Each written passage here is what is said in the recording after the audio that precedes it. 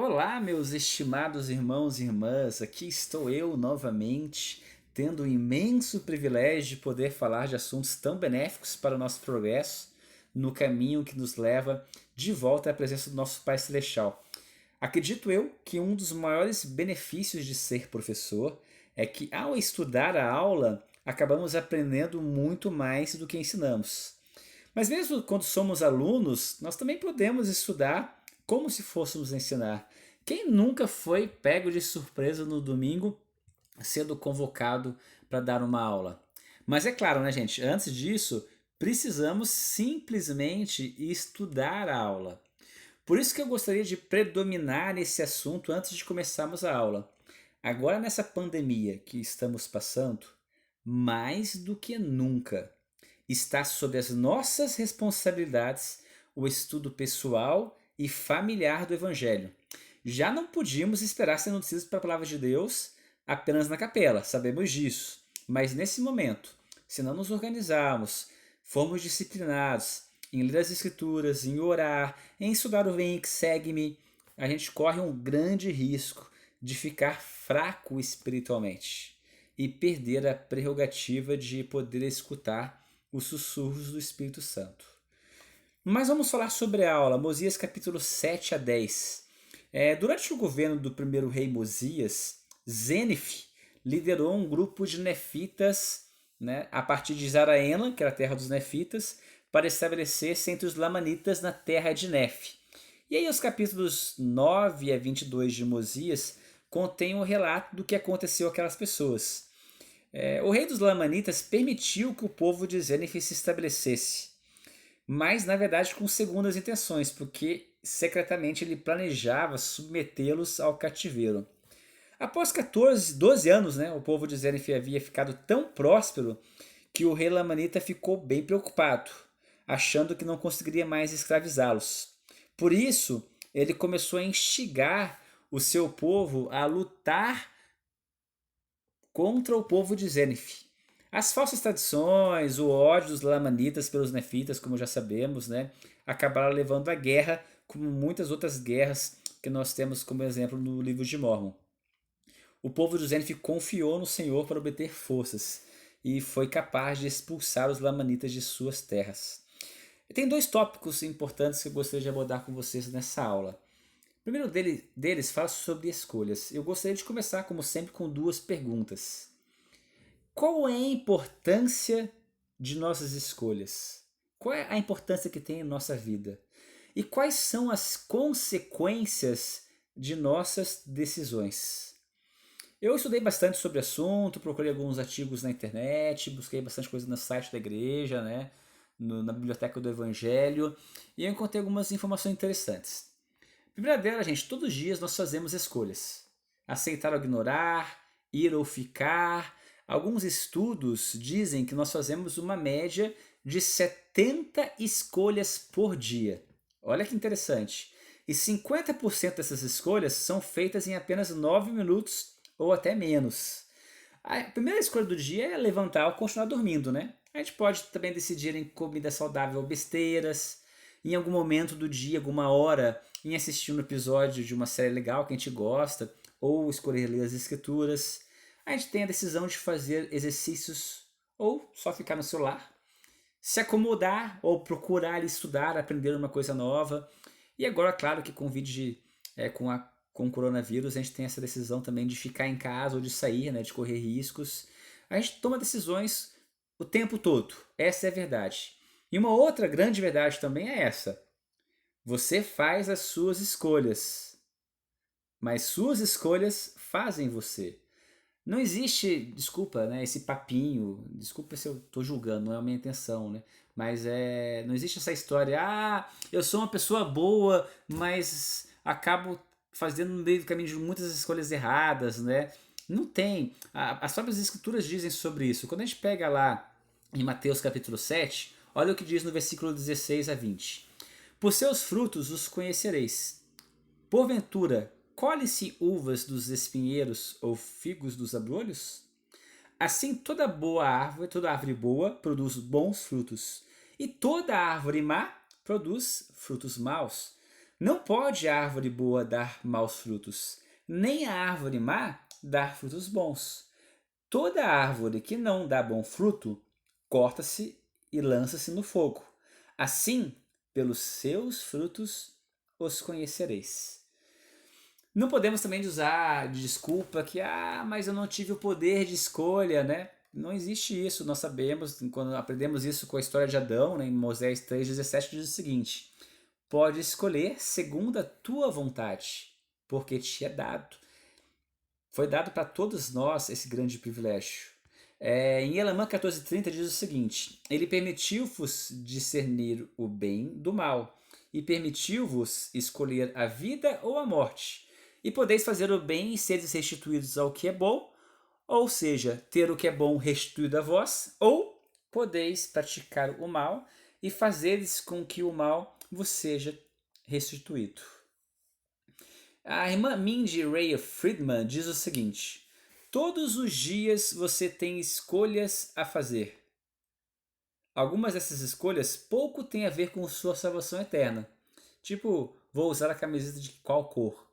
E algumas têm tudo a ver. Devo quebrar este mandamento? Às vezes, talvez você se questione: será que minhas escolhas têm mesmo importância? Ou porventura até pense: se ninguém souber o que estou fazendo, será que minhas decisões afetam mesmo alguém? A resposta é sim. As decisões importam sim.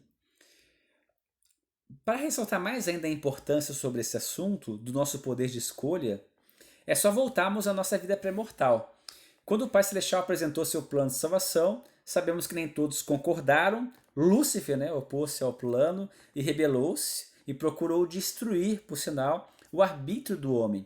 Por causa disso, tornou-se Satanás, como nós conhecemos.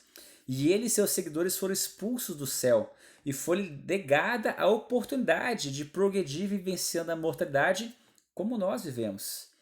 O arbítrio era tão importante no plano de Deus, é tão importante no plano de Deus, que quem quis destruí-lo foi expulso do céu. O plano do Pai Celestial nos dá a oportunidade de escolher por nós mesmos, pois é a única maneira que temos de aprendermos, crescermos e de nos tornar mais semelhantes a Ele. Um dos maiores propósitos dessa vida é aprender a usar o nosso arbítrio com sabedoria. E quais escolhas diárias envolvem a minha salvação? Eu não estou falando de escolhas da vida, né? Vou casar, vou para a missão, vou me batizar. As escolhas que nós fazemos nos dias a dias que podem nos levar à salvação, né? Ou pode fazer a gente perder a salvação. Ler as escrituras está entre elas. Orar, tratar bem a nossa família, porque isso é diário, a gente está fazendo diariamente, ser gentil ou ríspido, pregar o evangelho ou calar-me, julgar ou ajudar, ser ocioso ou ativo, guardar os mandamentos. São escolhas que nós fazemos diariamente. A gente sabe que boa parte das escolhas, né, que são importantes não são fáceis, são difíceis. As escolhas que vão nos ajudar a progredir. E aí eu busquei e encontrei uma frase muito boa do presidente Thomas Smalls que diz o seguinte: escolhamos sempre fazer o certo mais difícil, em vez de fazer o errado mais fácil. E aí eu venho com uma outra pergunta, que aí nós entramos no assunto principal sobre escolhas. Nossas escolhas influenciam apenas a nós mesmos? Isso é muito importante fazer, porque às vezes talvez a gente queira chutar o balde e falar: eu vou escolher o errado mesmo, a vida é minha, eu faço o que eu quero, né? Já sou mais do que um adulto, as consequências são minhas, só eu que vou ser prejudicado com isso. Mas realmente será que as nossas escolhas influenciam apenas a nós mesmos?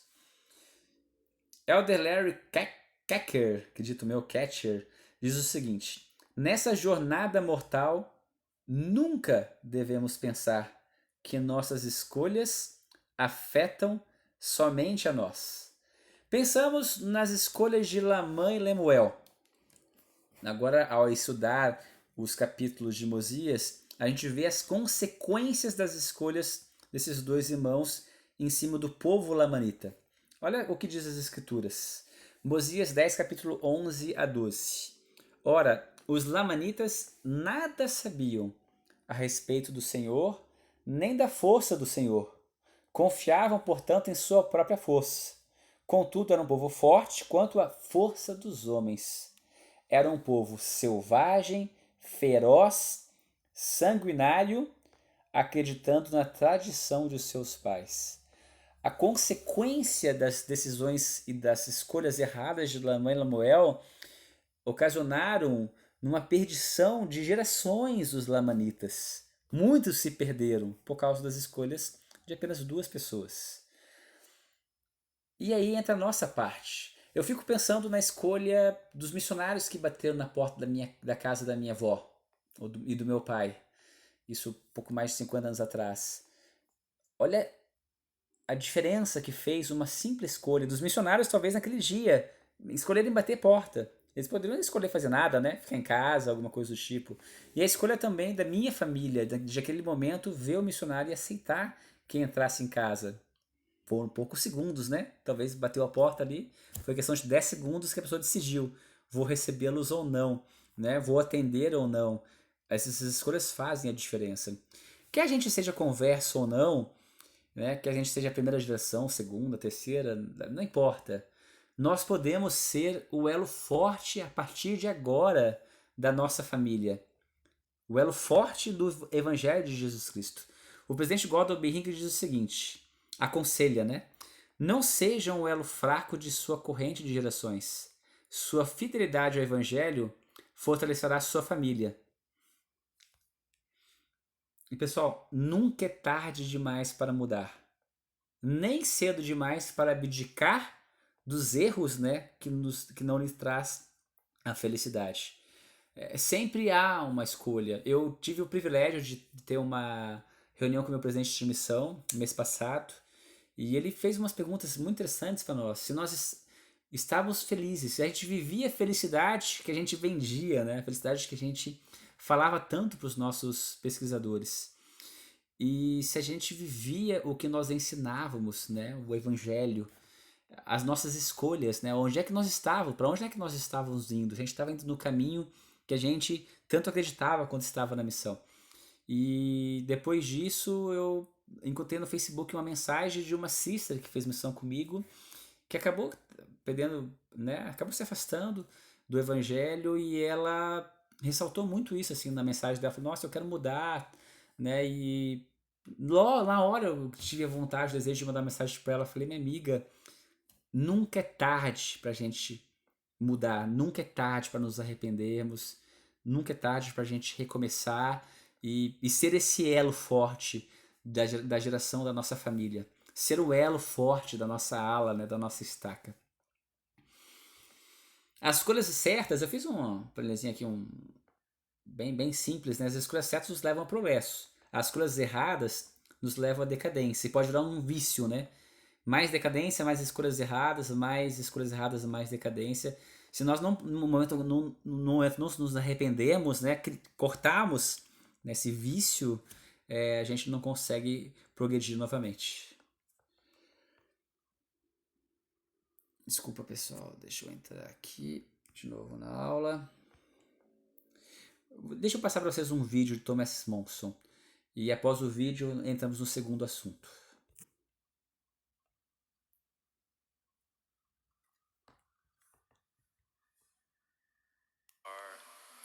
Somos imensamente gratos pelas bênçãos que recebemos nessas casas sagradas. Agora, irmãos e irmãs, quero expressar minha gratidão pela oportunidade de compartilhar alguns pensamentos com vocês nesta manhã. Tenho pensado ultimamente a respeito de escolhas.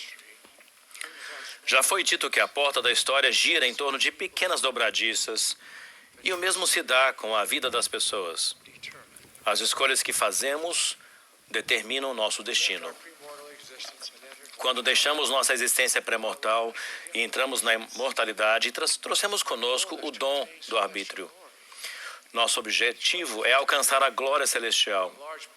As escolhas que fazemos, em grande parte, vão determinar se alcançaremos ou não o nosso objetivo. Muitos de vocês conhecem o clássico romance Alice no País das Maravilhas, de Lewis Carroll. Vocês devem lembrar-se de que ela chegou a uma encruzilhada, tendo dois caminhos à sua frente, cada qual se estendendo em direção oposta. Ao pensar sobre qual caminho deveria seguir, ela se deparou com o gato risonho e perguntou a ele: que caminho devo seguir?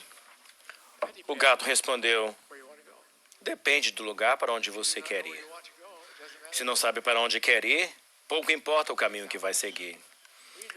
Ao contrário de Alice, sabemos para onde queremos ir e o caminho que vamos tomar realmente importa, pois o caminho que tomamos nesta vida nos leva ao nosso destino na vida futura.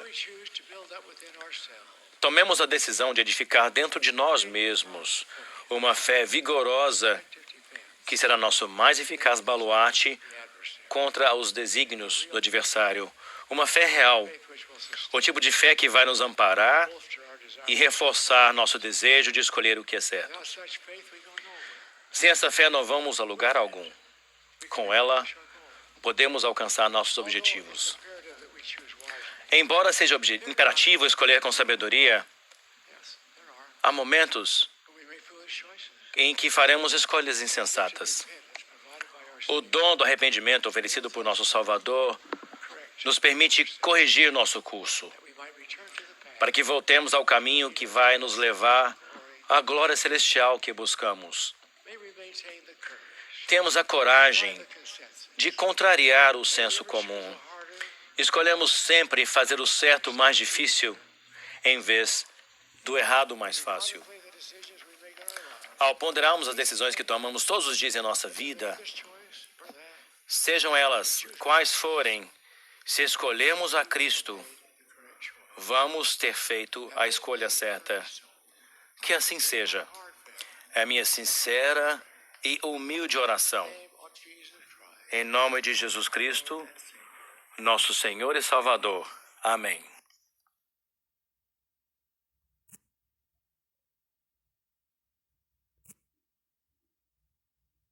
Continuando a nossa aula, deixa eu entrar novamente aqui, visualizador.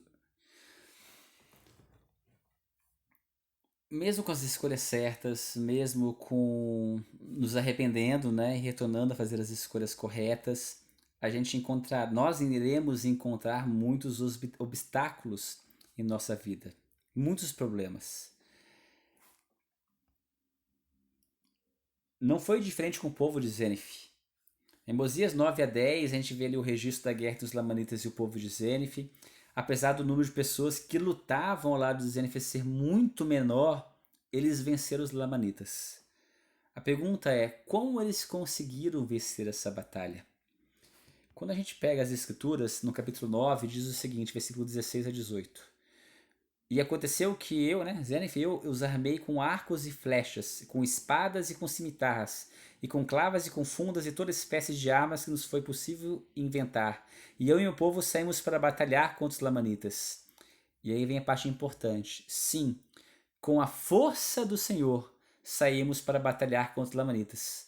Porque eu e meu povo clamamos fervorosamente ao Senhor, para que nos livrasse das mãos de nossos inimigos, porque nos veio a lembrança, a libertação de nossos pais. E Deus ouviu nossos clamores e respondeu nossas orações. E avançamos com sua força, sim, avançamos contra a força contra Lamanitas. Em um dia e uma noite matamos vários Lamanitas. No capítulo 10 diz o seguinte: e aconteceu que subimos para batalhar contra os Lamanitas, segunda vez que acontece isso. E eu até, apesar de minha avançada idade, fui batalhar contra os Lamanitas. E aconteceu que, com a força do Senhor, subimos para batalhar.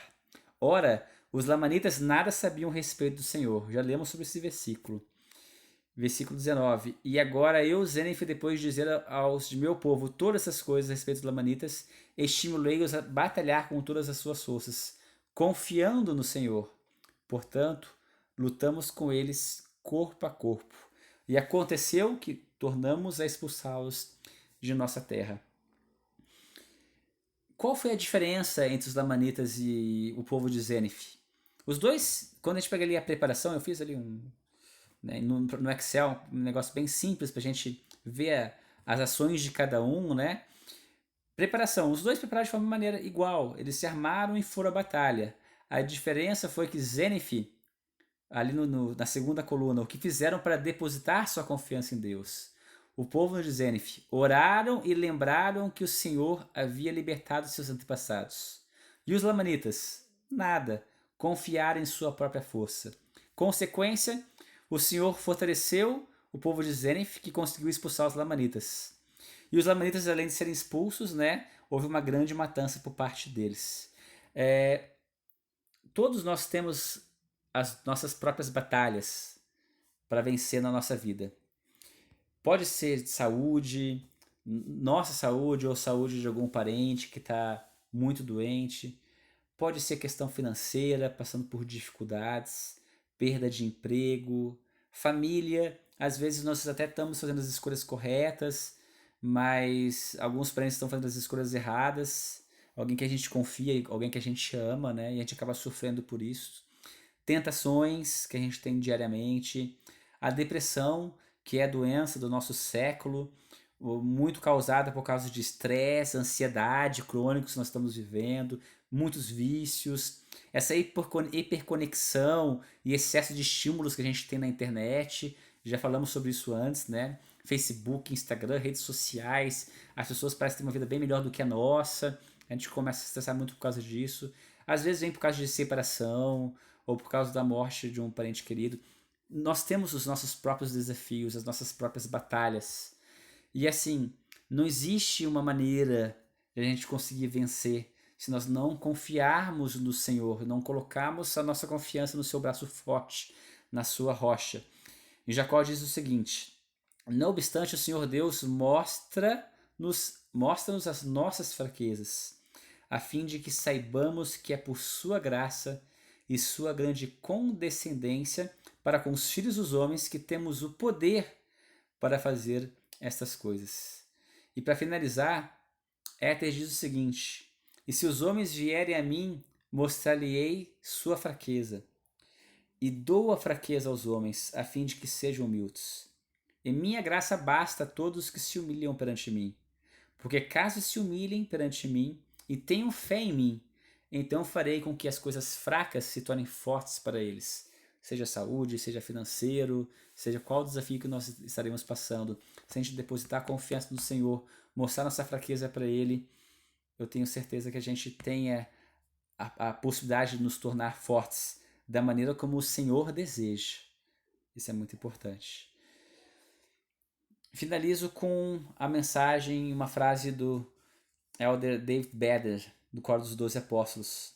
Na força do Senhor podemos fazer, perseverar e vencer todas as coisas. Eu sei que Deus vive. Eu sei que Ele nos ama. Eu sei que Jesus Cristo é o nosso Salvador. Que o livro de Mórmon é a palavra de Deus. Que lendo esse livro nós nos aproximamos mais do Senhor do que qualquer outro livro. Eu sei da importância das Escrituras em nossa vida. E que nós temos um profeta vivo. Essa hora eu deixo em nome de Jesus Cristo. Amém.